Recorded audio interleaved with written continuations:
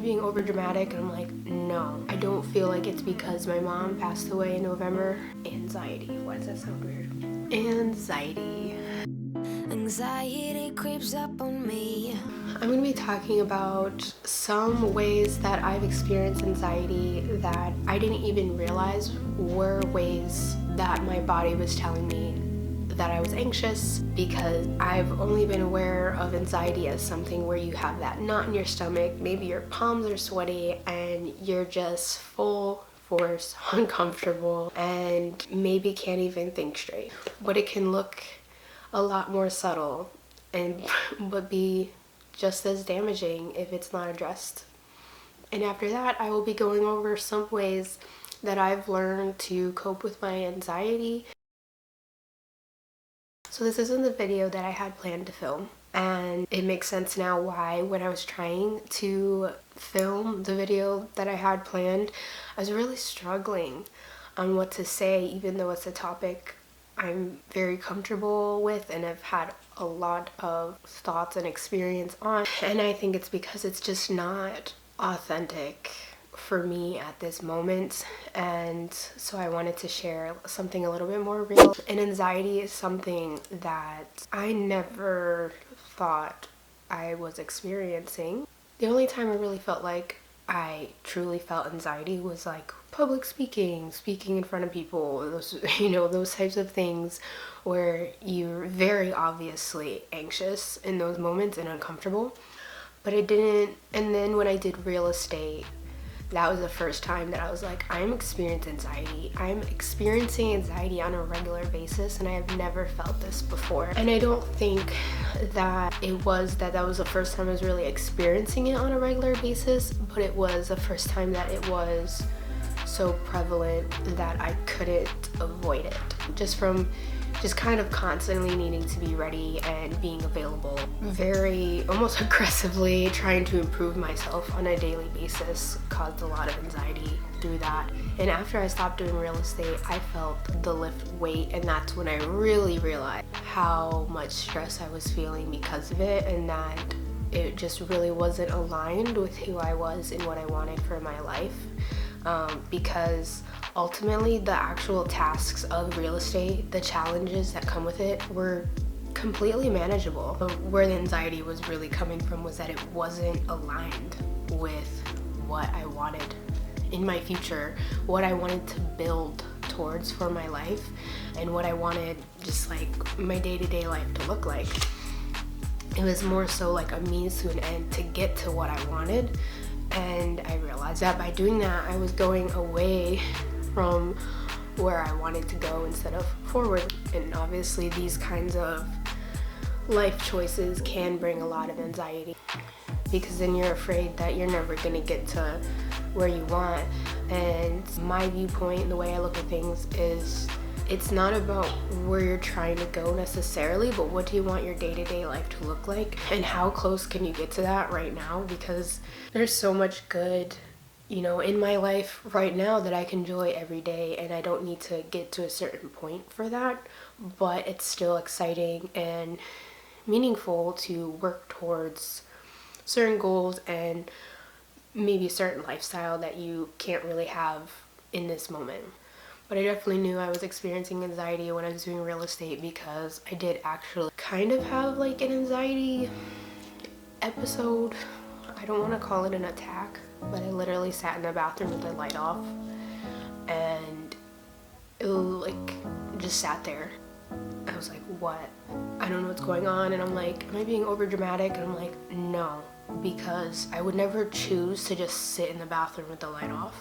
Like, it's not something I would ever do. Like, I've never done that again. I definitely wasn't being over dramatic, and I think that's something that's really scary and frustrating with things like anxiety or even depression, is that feeling of, am I being too much?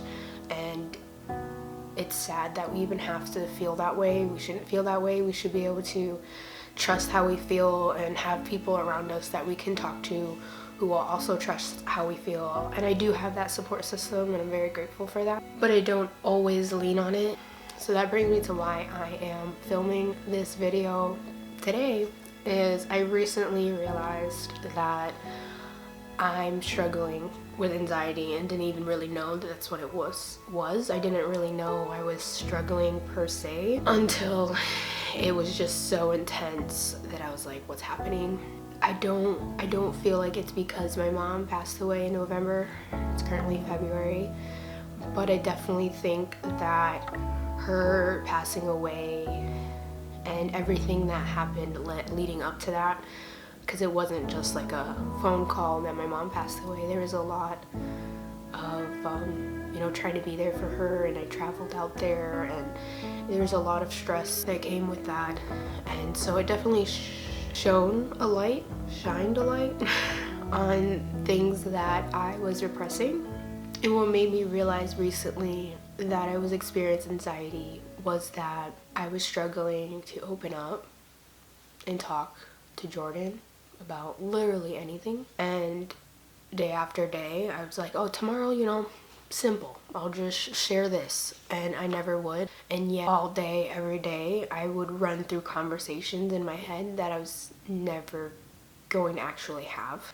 That's when it really hit me that like, wow, like I'm not okay. Like kind of share some of the things that I realize now are signs that I'm experiencing anxiety that I didn't realize were signs. Maybe if you experience it too, it can help you better understand how you're feeling or where it's coming from. I can be heavily avoidant and always seeking out distractions.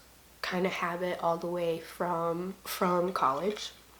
Even or when Jordan and I were first together, before having Milena, I had to leave the house every single day to go to the mall, go to a restaurant, and I hated it because it wasn't really meaningful, but it was just, I couldn't stay home.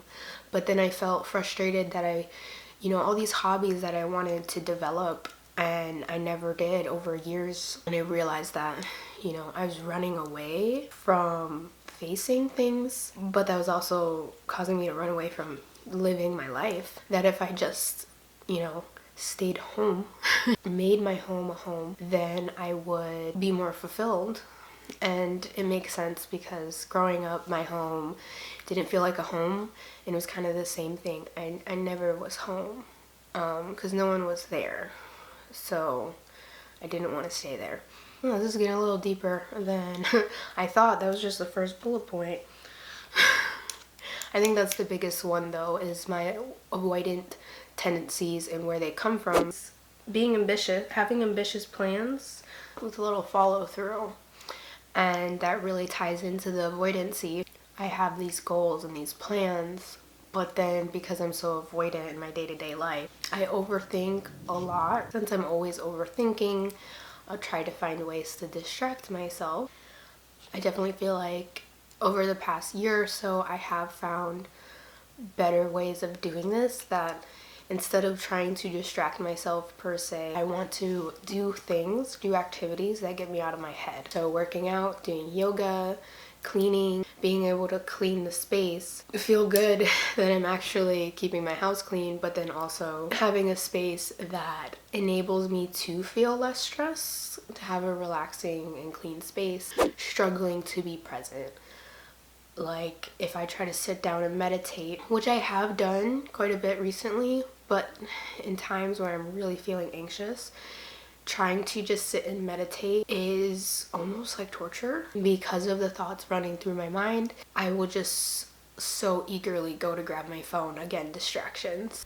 Hi, editing here. This is a bad example because meditation can be hard regardless, especially without practice.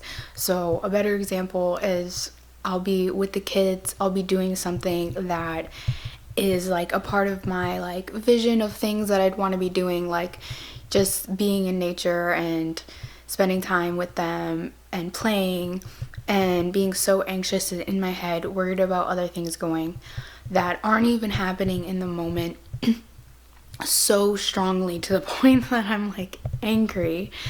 And this was a clear sign to me that I was really struggling when I couldn't focus on the moment with the things that I really want to do.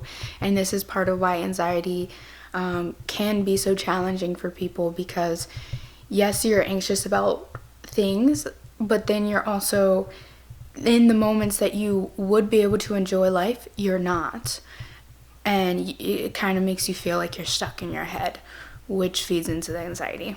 I'll get into how I kind of cope in a few moments. So 2 more things. One is anger and rage.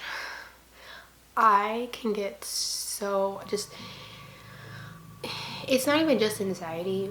Part of the reason I have anxiety is because I hold things in and repress them instead of dealing with them. Is the anxiety caused by being avoidant, or is the avoidantness being caused by the anxiety?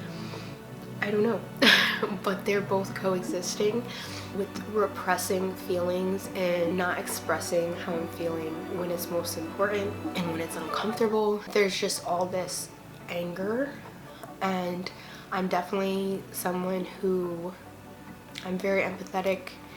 If someone talks to me about a situation, and when it comes to anger, I know that anger is just deep sadness and frustration. A lot of times people think if someone is angry or acting out angry, then they must just be a bad person. But in reality, the people that I've known that were the angriest were the most hurt and lonely and misunderstood. Anger and rage. So I don't lash out at Jordan and I don't lash out at Milena, but poor dogs get yelled at, and they just don't, it's not fair to them. And I think it's because it's kind of just like, okay, I know that I shouldn't take this out on Jordan, and I definitely know that I shouldn't take this out on Milena. Like, I don't want to traumatize my daughter.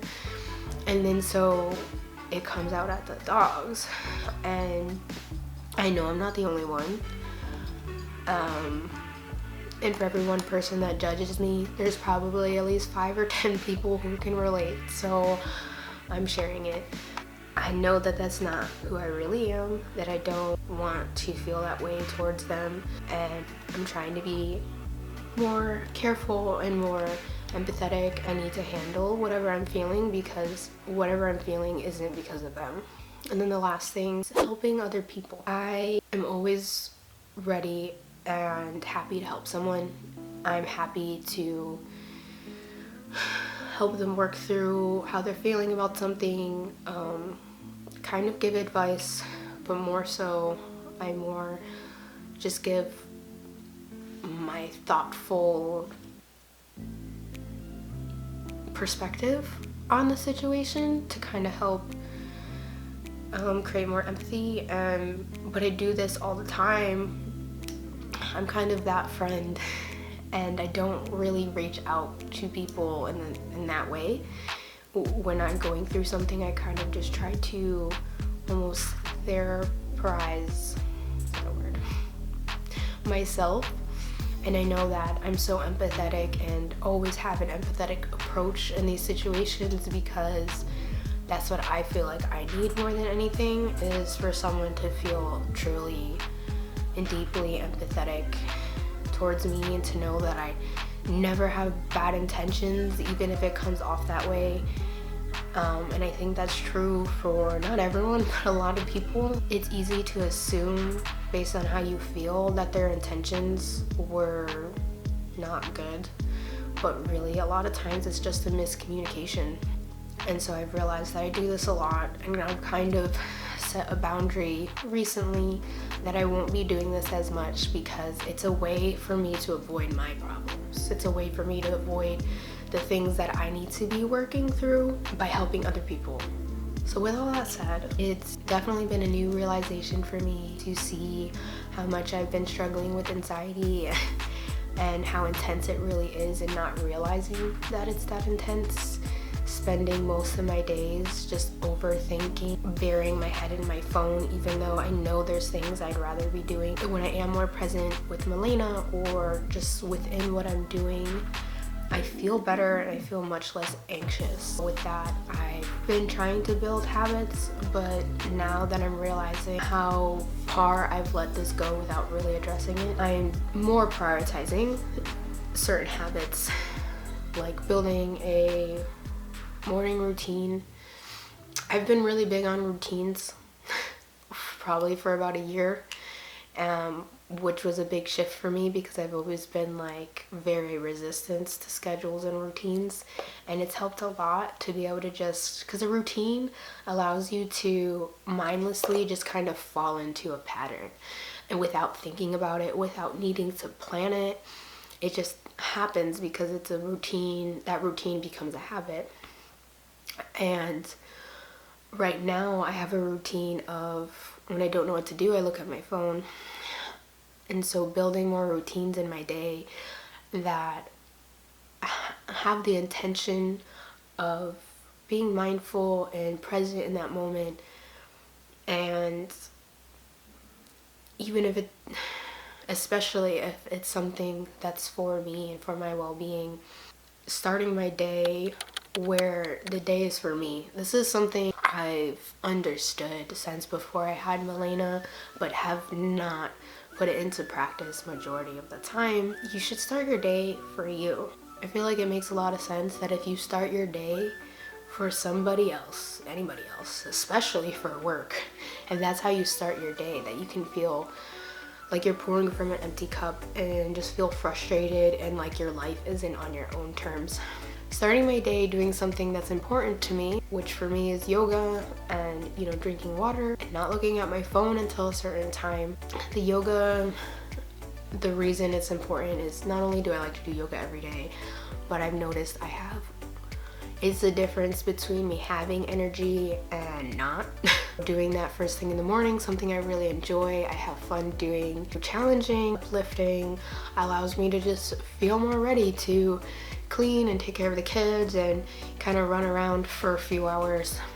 So morning routine, I've gone into this with plenty of detail once I edited some of it out. But overall, just building routines throughout my day to be more mindful, but also having time to allow myself to be distracted. You go from being distracted all day to trying to be present all day, building new habits, etc. It can be very overwhelming for your mind. Don't quote me, but I think your mind runs on like 90% autopilot. But throughout the day, if you're trying to consciously change what your routine is by a lot in a given day, then most likely if you get through a few days, you're gonna burn out and kind of just resort back to whatever your typical habits are because it's overwhelming. One way that I'm trying to work with this is, I noticed that a big thing that allows me to be avoidant and helps me be avoidant and distracted is smoking weed. I kind of just have a deal with myself. I cannot smoke weed at all in the day until I've gotten the one main, like the big thing on my to-do list that has to get done. This will kind of help to kind of push me to, okay, like I'm feeling stressed, I want to relax. I'll just get this thing done real quick and then I can relax. But I also find that on days where I am being more mindful, that I'll tend to not smoke or not smoke until much later because, for example, if I do that thing, I'm like, oh, I got that thing done on my to-do list, and I'm like, oh, I can smoke now, and I'm like, okay, I can. And I feel like that's kind of the trick there, is knowing that I can, but knowing I still have a choice, I don't have to. And that I'm like, okay, well, you know, I think what would really make me feel better right now is doing yoga or cooking a good meal or spending some time outside.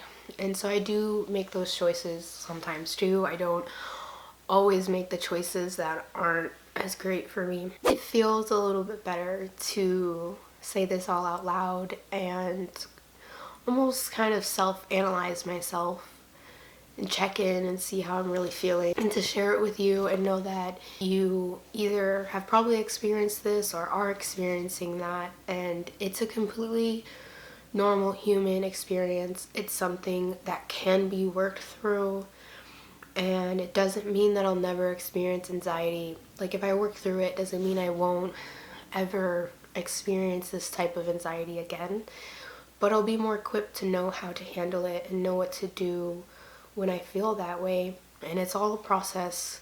of getting to know yourself better, why you do the things you do, and learning to make the better choices for yourself. I think sometimes as either a parent or a friend or a loved one, it's easier to see what the right choice is for how we treat them. But then when it comes to ourselves, we seriously neglect and continuously make the wrong choices, because if we don't hold ourselves accountable to it, no one else will.